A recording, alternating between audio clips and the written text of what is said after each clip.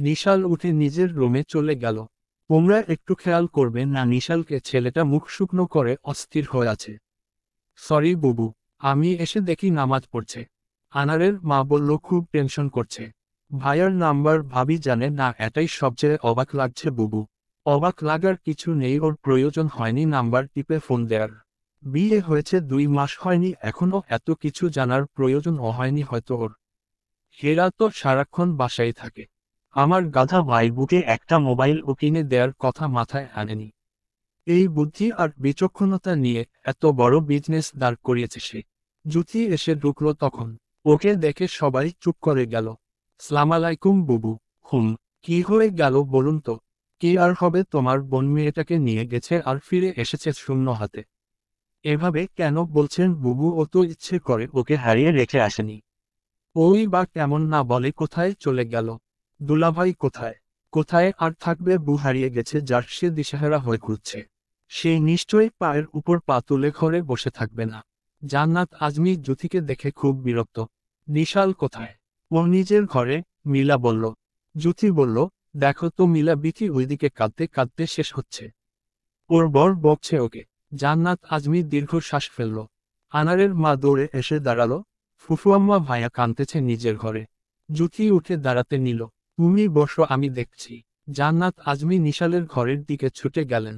নিশাল পড়ার টেবিলে মাথা রেখে কাঁদছে ফুপিয়ে ফুপিয়ে। নিশাল, বাবা আমার কি হয়েছে?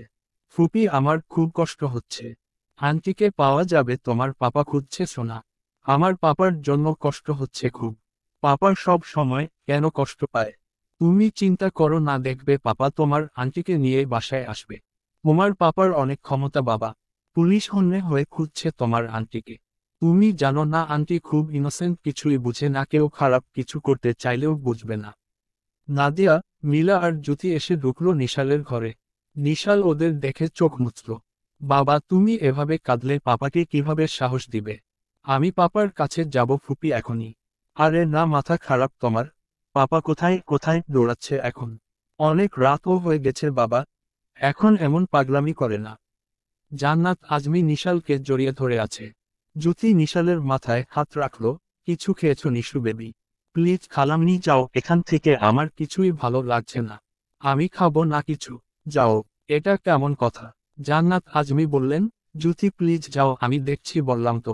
তোমরা ওদিকে গিয়ে বসো, আমি আসছি। জি বুবু। ওরা সবাই রুম থেকে বের হয়ে এলো। মিলা মন খারাপ করে বলল, মেজভাবি নিশালকে দেখে আমার খারাপ লাগছে। কদিন এই বড় ভাবির জন্য কত ফিলিংস হয়ে গেছে ওর। হুম। মা নেই, বড় ভাবি মায়ের মতো আদর দিচ্ছে, ফিলিংস তো হবেই মিলা। সব হলো মায়া বুঝলে। ও সব কিছু না মিলা, নিশালের মনটা ওরকম নরমই। জ্যোতি বলল। জ্যোতি আর কথা বলো না বুবু, শুনলে 10টা কথা শুনিয়ে দিবে তোমাকে। ভাইয়া ঢাকা শহর তোলপাড় করে দিচ্ছে ভাবিকে খুঁজে। নওশাদ আজমির স্ত্রীকে খুঁজে পাওয়া যাচ্ছে না, তিনি কি করতে পারেন জানো? দোয়া করো যেন ভালোয় ভালোয় খুঁজে পায়। 4 ঘন্টা হয়ে গেছে। নওশাদ ওসির রুমে বসে আছে। কোন খবরই পাওয়া যাচ্ছে না। এদের সিস্টেমটাই ওর পছন্দ হচ্ছে না। বিভিন্ন সোর্স থেকে খবর বের করার চেষ্টা করছে কিন্তু সময় তো চলে যাচ্ছে। পুলিশের প্রথম কথা, কিডন্যাপ হওয়ার সম্ভাবনা বেশি। নওশাদের কাছ থেকে মোটা অঙ্কের টাকা নেয়ার জন্যই কেউ কাজটা করেছে। পুলিশ সেইভাবে এগিয়ে যাচ্ছে। নওশাদ কি করবে সে বুঝতে পারছে না। সে একটা মিনিটও ধৈর্য ধরে থাকতে পারছে না। এত অস্থির লাগছে। ওসির রুম থেকে বের হয়ে সে গেটের সামনে সিঁড়ির কাছে দাঁড়ালো। রেজওয়ানও পাশে এসে দাঁড়িয়েছে। আরমান, ফারহান, শোয়েব, নওশাদের অফিসের সব ডিপার্টমেন্টের হেডরা চলে এসেছে। সবাই চোখ মুখ শুকনো করে তাদের চেয়ারম্যানের সামনে ঘোরাঘুরি করছে। নওশাদ বলল, এরা সবাই এসেছে কেন এত রাতে? রেজওয়ান বলল, আমি বলেছিলাম চলে যেতে, ওরাও টেনশন করছে। কি হবে টেনশন করে, আমি ভাগের হাতে ছেড়ে দিয়েছি এখন। প্লিজ নওশাদ এভাবে বলিস না। কি আর বলবো বল। বাসা থেকে আরমানের কাছে ফোন দিয়েছে। নিশাল খুব কান্নাকাটি করছে। ভয়ে পেয়ে গেছে। ওর সঙ্গে কথা বলবি? এখন কথা বলতে ইচ্ছে করছে না। আর বলবিটা কি? নওশাদ আকাশের দিকে তাকিয়ে আছে। শান্ত একটা চাঁদ আকাশে। হেরার মুখটাও তো এমন শান্ত, সিদ্ধ চাঁদের মতো। মনে মনে নওশাদ বলল, কোথায় আছো হেরা তুমি? আমি তোমাকে এতটা কষ্ট দিচ্ছি, তুমি চলে এসো। এসে আমাকে বকা দাও, যা খুশি করো, তাও চলে এসো। নওশাদ যখন চাঁদটার দিকে তাকিয়ে আছে তখন থানার ঠিক সামনে দুটো রিকশা এসে থামল। একটা রিকশায় দুটো মেয়ে আর পিছনের রিকশায় দুটো ছেলে। সবাই থানা কম্পাউন্ডের ভেতরে ঢুকছে না। মাথায় ঘোমটা দেয়া মেয়েদের মধ্যে একজন হেরা। ওকে ধরে ধরে হাঁটছে আর একটা মেয়ে। সিঁড়ির কাছে আসতেই নওশাদকে দেখে হেরা সর্বশক্তি দিয়ে চিৎকার দিয়ে উঠল। হাতে যা ছিল সব ফেলে ছুটে গেল নওশাদের দিকে। হঠাৎ চিৎকার শুনে নওশাদ তাকিয়ে দেখে ওর দিকে ছুটে আসছে হেরা। নওশাদ 2 পা এগিয়ে যাওয়ার আগেই ওর বুকে চাপিয়ে পড়ল হেরা। নওশাদ জড়িয়ে ধরল। কিছু একটা বলতে চাইছে তার আগেই অজ্ঞান হয়ে গেল হেরা। নওশাদ হেরাকে বুকের সঙ্গে জড়িয়ে ধরে কাঁদছে। রেজওয়ান একটু দূরে দাঁড়িয়ে ছিল, দৃশ্যটা দেখে ওর চোখেও পানি চলে এসেছে। শোয়েব, আরমান, ফারহান, নওশাদের অফিসের লোকজন তাকিয়ে দেখছে নওশাদ বাচ্চাদের মতো কাঁদছে হেরাকে বুকে জড়িয়ে। ফরহানি প্রথম নওশাদের পাশে এসে দাঁড়ালো। ভাইয়া, ভাবি বেহুশ হয়ে গেছে। ও চলে এসেছে। ফারহান, হেরা চলে এসেছে। ভাবিকে শক্ত করে ধরো, পড়ে যাবে। নওশাদ একাই হেরাকে কোলে তুলে থানার বারান্দায় নিয়ে এলো। হেরার সঙ্গে থাকা মেয়েটি বলে উঠল, উনার মনে হয় শ্বাসকষ্ট হচ্ছিল, হসপিটালে নিয়ে যেতে হবে। ততক্ষণে ওসি সহ থানার লোকজন ছুটে এসেছে। আপনারা কি উনার বাসার লোক? মেয়েটি বলে উঠল। নওশাদ বলল, আমি ওর হাজবেন্ড। থ্যাঙ্কস গড আপনি নওশাদ আজমি। উনি কারো নাম্বার, বাসার ঠিকানা কিছুই বলতে পারছিলেন না। আমরা বারবার জিজ্ঞাসা করেছিলাম, আপনারা কোথায় পেলেন ওকে? আমরা পাইনি। আমার আম্মা হঠাৎ দেখেন উনি বাসার সামনে বসে কাঁদছেন। খুব অসুস্থ ছিলেন উনি। তখন 9:30টার মতো হবে। আমরা তখন কেউ বাসায় ছিলাম না। একটা বিয়েতে গিয়েছিলাম। একটু আগে বাসায় ফিরে উনাকে দেখি। উনি কারো ফোন নাম্বার বলতে পারছেন না। বাসা কোথায় সেটাও বলতে পারছেন না। ভয়ে উনি কাঁদছেন খালি। শুধু বললেন উনার হাজব্যান্ডের নাম নওশাদ আজমি আর একটা গাড়ির নাম্বার বলতে পারছেন। ইনফ্যাক্ট উনি কথাই বলতে পারছেন না, বারবার চিমিয়ে পড়ে যাচ্ছেন। এখনো গায়ে প্রচণ্ড জ্বর এবং শ্বাসকষ্ট হচ্ছে উনার। ফরহান বলল, ভাইয়া আগে ভাবিকে হসপিটালাইজ করতে হবে জলদি। পালস খুব কম। ওসি সাহেব বলে উঠল, স্যার আপনারা উনাকে হসপিটালে নিয়ে যান, থানার কাজ পরেও দেখা যাবে। নওশাদ হেরাকে কোলে করেই গাড়িতে উঠালো। শোয়েব বাহারকে অ্যাপোলোতে যাওয়ার নির্দেশ দিল। ফার্স্ট বাহার গাড়ি উড়িয়ে নেয়ার চেষ্টা করছে, যেভাবে প্রথম দিন নওশাদ উড়িয়ে নিয়ে এসেছিল হেরাকে কুষ্টিয়া থেকে। হসপিটালের কেবিনে অক্সিজেন মুখে লাগিয়ে শুয়ে আছে হেরা। ডাক্তাররা ওষুধ দিয়েছে, স্যালাইন চলছে। নওশাদ ওর মাথার কাছে বসে আছে। বাসায় খবর পৌঁছানোর সঙ্গে সঙ্গে বুবু, নিশাল, নাদিয়া, মিলার রওনা হয়ে গেছে হসপিটালে আসার জন্য। রেজওয়ান নওশাদের ঘাড়ে হাত রাখল। তুই এখন কিছু খেয়ে নে। কিছু খেতে ইচ্ছে করছে না দোস্ত। এটা কেমন কথা নওশাদ? প্লিজ রেজওয়ান। আমি ভাবছি ওকে যদি না পেতাম, ওই ভদ্রমহিলা যদি ওকে বাসায় আশ্রয় না দিত, উনার ছেলে মেয়েগুলো যদি বুদ্ধি করে থানায় নিয়ে না আসতো, আমি কোথায় পেতাম হেরাকে? আর সবচেয়ে বড় কথা, আমার আজ রাতে ব্যাংকক চলে যাওয়ার কথা ছিল। আমি যাওয়ার পর যদি ঘটনাটা ঘটতো তখন কি হতো? এখন সব ঠিক হয়ে গেছে, এখন এত আপসেট কেন তুই? রেজওয়ান, আমি ওকে প্রায় হারিয়ে ফেলেছিলাম, আমি এটা মানতে পারছি না। নওশাদ, একটা কথা বলবো, যদিও এখন বলাটা ঠিক হচ্ছে না।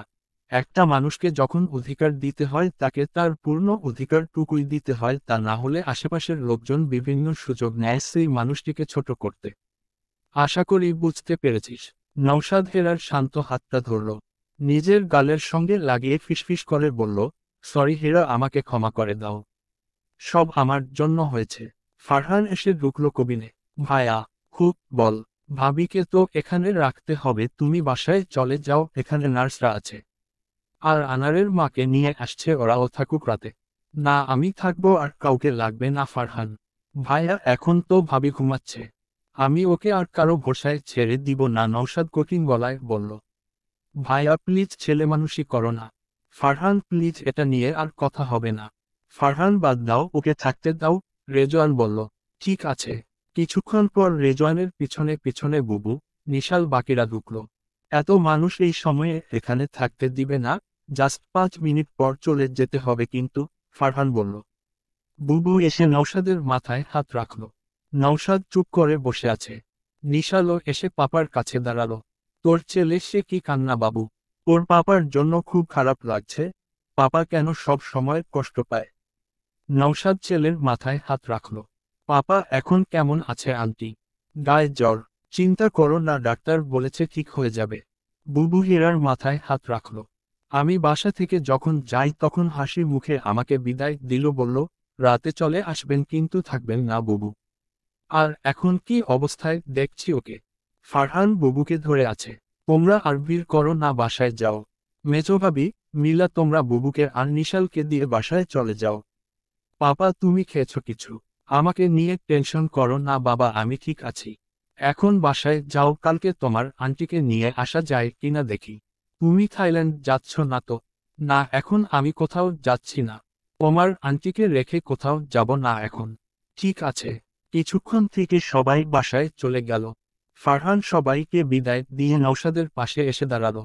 ও একবারও চোখ খুলে তাকাচ্ছে না কেন? ভায়া ওষুধের জন্য ঘুমাচ্ছে ভাবি। তুই বাসায় চলে যা দাঁড়ি। কালকে আসলেই হবে, যা এখন রেস্ট নে। তুমি রেস্ট নিবে না? আমি ওর পাশে আছি, সমস্যা নেই, তুই যা, আমাকে নিয়ে চিন্তা করিস না। ঠিক আছে। ফোন দিও ভায়া। ফারহান চলে গেল। নওশাদ ওয়াশরুমে গিয়ে চোখে মুখে পানি দিয়ে এলো। হেরার কোন নড়াচড়া নেই। নওশাদ ওর পাশে এসে বসল। গায়ের কম্বলটা ঠিক করে দিল। ঘুমন্ত মুখাটার দিকে তাকিয়ে নওশাদের চোখ ভিজে উঠছে। সিসিটিভির ফুটেজ তার কথা মনে পড়ছে, তার কতটা অসহায়ের মতো তাকাচ্ছিল হেরা। আমার ভুলে তুমি এত বড় কষ্টটা পেলে হেরা। সরি। বন্ধ করা চোখ দুটোতে চুমু খেল নওশাদ। তুমি আমার সঙ্গে সঙ্গে থাকবে এখন থেকে, কারোর সঙ্গে যেতে দিব না কোথাও। সারা রাত নওশাদ হেরার হাতটা ধরে পাশে বসে রইল। সকালে ডাক্তার এসেছে যখন, তখন ও হেরা অচেতন। গায়ের জ্বর কমেছে। এত ঘুমাচ্ছে কেন? ডাক্তার বললেন উনি খুব ফুটবল হয়ে গেছেন, তাই এভাবে ঘুমাচ্ছে। আজকের দিনটা দেখি। 2 দিন হেরা হসপিটালে রিলো, জ্বর কমে যেতেই ফারহান ডাক্তারের সঙ্গে কথা বলে বাসায় নিয়ে যেতে চাইল। এই 2 দিনে হেরা কিছুই খায়নি এবং কারোর সঙ্গে কোন কোথাও বলেনি। নওশাদ পরদিন দুপুরে একবার ডেকেছে, কিন্তু চোখ খুলে আবার ঘুমিয়ে গেছে। নওশাদ অস্থির হচ্ছে দেখে ফারহান বুঝিয়ে বলেছে বেশি উইকনেসের জন্য ঘুমাচ্ছে, তুমি অযথা চিন্তা করছো ভায়া। নিশাল এসেছিল দেখতে, অনেকক্ষণ হেরার মাথার পাশে বসে থেকে বাসায় ফিরে গেছে। হেরা তখনও ঘুমিয়েছিল। নওশাদ এই 2 দিন হেরার সঙ্গেই আছে। গতকাল সন্ধ্যায় রেজওয়ান একরকম জোর করেই বাসায় নিয়ে গিয়েছিল ওকে। সুমনার কাছে হেরাকে রেখে নওশাদ রেজওয়ানকে নিয়ে বাসায় এসেছিল, ড্রেস চেঞ্জ করেই আবার হসপিটালে ফিরে গেছে। আজ সকাল থেকে হেরা তাকাচ্ছে কিন্তু কোন কথা বলছে না এখনো। দুপুরের দিকে হেরা চোখ খুলে দেখে নওশাদ তার মাথার কাছে বসে আছে। হেরা তাকাতেই সুন্দর করে হাসল। ঘুম ভাঙল তোমার? কখন থেকে অপেক্ষা করছি কখন তুমি উঠবে। আমরা একটু পর বাসায় ফিরে যাব। উঠে বসবে। হেরা তাকিয়ে আছে, কিছুই বলল না। ফারহান ডাক্তারের সঙ্গে কথা বলে এলে আমরা চলে যাব। নওশাদ হেরার মুখের উপর ঝুঁকে এলো। তুমি আমার সঙ্গে অনেক রাগ করেছো তাই না? সরি হেরা। হেরা তাকিয়ে আছে, কিছুই বলছে না। নওশাদ ওর মাথায় হাত রাখল। বাসায় চলো, তোমার জন্য দারুণ একটা জিনিস অপেক্ষা করছে বাসায়। হেরা চোখ বন্ধ করল। বিকেলে নওশাদ আর ফারহান হেরাকে বাসায় নিয়ে এলো। হেরা হাঁটতেই পারছে না উইকনেসের জন্য। নওশাদ ধরে ধরে গাড়ি থেকে সিঁড়ি পর্যন্ত নিয়ে গেল। তারপর নিজেই কোলে করে সিঁড়ি দিয়ে উপরে তুলল। লিভিং রুমের সোফায় বসিয়ে দিল। বুবু, এলিন, নাহিন এমনকি শোয়েব সবাই হেরাকে ঘিরে আছে। বাসার সব কাজের লোকজন হেরাকে দেখতে উপরে এসে হাজির হয়েছে। আনারের মা হেরার পায়ের কাছে বসে কাঁদল কিছুক্ষণ।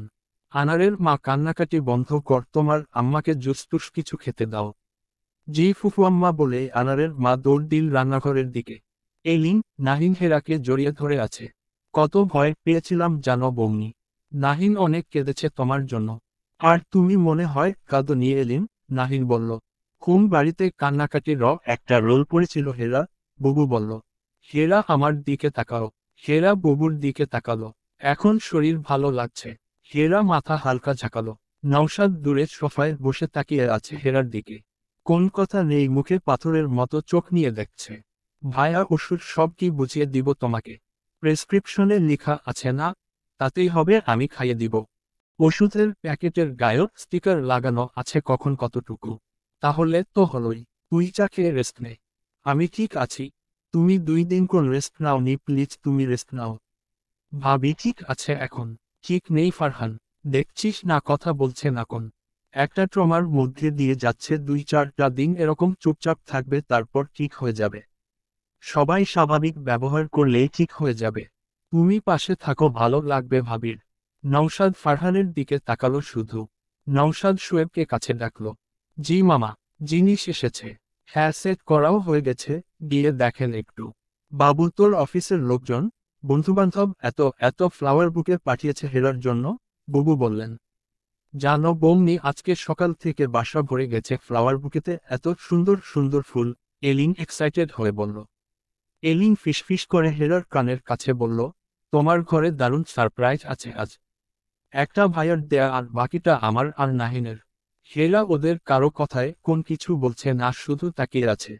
নিশাল কোথায় বুবু? তাই তো রে বাবু, একদম ভুলে গেছি, ও ঘুমাচ্ছে বলেছিল তোরা আসলে ডেকে দিতে। আনারের মা, যাও ডাক দাও তোমার ভাইয়াকে, বলো তার বাবা আর মা চলে এসেছে। থাক বুবু ঘুমাকো। না না, রাগ করবে, হেরার জন্য অপেক্ষা করছিল। আনারের মা নিশালকে ডাকতে গেছে। নওশাদ উঠে এসে হেরার পাশে দাঁড়ালো। রুমে যাবে এখন নাকি এখানে থাকবে? হেরা মুখে কিছু বলল না, শুধু উঠে দাঁড়াতে নিল। নওশাদ হাত বাড়িয়ে ধরল ওকে। আমি ধরছি। বাবু যা, তোরা রুমে যা, রেস্ট নে। হ্যাঁ বুবু। নওশাদ নিজের রুমের দরজার কাছে এসে হেরার কানে কানে বলল, হসপিটালে বলেছিলাম না তোমার জন্য একটা জিনিস এনেছি, রুমে ঢুকলেই দেখবে। নওশাদ হেরাকে সারপ্রাইজ দিতে চেয়েছিল, কিন্তু দরজা খুলে সে নিজেই সারপ্রাইজ হয়ে গেল। নওশাদ হেরার জন্য নতুন বেড কিনে এনেছে। হেরা বেড দেখে অবাক হলো। মুখে যদিও কিছু বলল না, কিন্তু ওরা দুজন সবচেয়ে বেশি অবাক হলো। পুরো ঘর ফ্লাওয়ার বুকে, মোম, ফেয়ারি লাইট দিয়ে এলিন আর নাহিন খুব সুন্দর করে সাজিয়ে রেখেছে দেখে। রং বেরঙের আলোতে রুমটা যে এভাবে সাজানো থাকবে নওশাদ বুঝেনি। ও একটু ভ্যাবাচ্যাকা খেয়ে গেছে। তোমাকে অবাক করতে গিয়ে আমি নিজেই অবাক হয়ে গেছি হেরা। মেয়েগুলো তো দেখি এলাহি কাণ্ড করে বসে আছে। নওশাদ হেরাকে বিছানায় নিয়ে বসালো। বেডটা পছন্দ হয়েছে তোমার? আর আগেরটা পলিশ করিয়ে যত্ন করে রেখে দিব নিশাল আর ওর বুয়ের জন্য। নওশাদ হাসছে। হেরার বসে থাকতে খারাপ লাগছে, ও কাত হয়ে শুয়ে পড়ল। নওশাদ কমফোর্টারটা গায়ে দিয়ে দিল। আরাম করো, আমি ফ্রেশ হয়ে আসি। দরজায় নক করার শব্দে নওশাদ তাকালো। নিশাল এসেছে বোধহয়। পাপা আসবো। এসো। এসো বাবা। এই যে তোমার আন্টিকে নিয়ে এসেছি। সরি, আমি ঘুমিয়ে গিয়েছিলাম। নিশাল হেরার কাছে গিয়ে বসল। কপালে হাত দিয়ে বলল, এখন শরীর কেমন তোমার? হেরা তাকিয়ে আছে, কোন কথা বলছে না। তুমি নাকি কারোর সঙ্গে কথা বলছো না? আমার সঙ্গেও কথা বলবে না? নওশাদ গায়ের শার্টটা খুলতে খুলতে নিশালকে দেখছে। আমার খুব খারাপ লাগছে, তুমি আমার জন্য গিফট কিনতে গিয়ে এত বড় বিপদে পড়লে। তোমার কিছু হয়ে গেলে আমি সারাজীবন গিল্ট ফিল করতাম। সব আমার জন্য হয়েছে আমি জানি। নিশাল ওদের অবাক করে দিয়ে কেঁদে দিল। নওশাদ নিশালের কাছে এসে দাঁড়ালো। না বাচ্চা, তোমার জন্য কিছু হয়নি। আমি জানি পাপা, তুমি মামনি দুজনেই আমার জন্য কষ্টটা পেলে। নিশাল হেরার হাত ধরল। তুমি সুস্থ হয়ে ওঠো মামনি। হেরা উঠে বসে নিশালের হাতটা ধরল। ওর চোখ দিয়েও পানি পড়ছে। নওশাদ নিশালের ঘাড়ে হাত রাখতেই নিশাল পাপাকে জড়িয়ে ধরে ফুপিয়ে কেঁদে উঠল। সরি পাপা, আমি খুব ভয় পেয়ে গিয়েছিলাম। নওশাদের কাছে অদ্ভুত লাগছে, সে এক নতুন নিশালকে দেখছে। ছেলেটার মন এত সফট ও বুঝতেই পারেনি কখনো।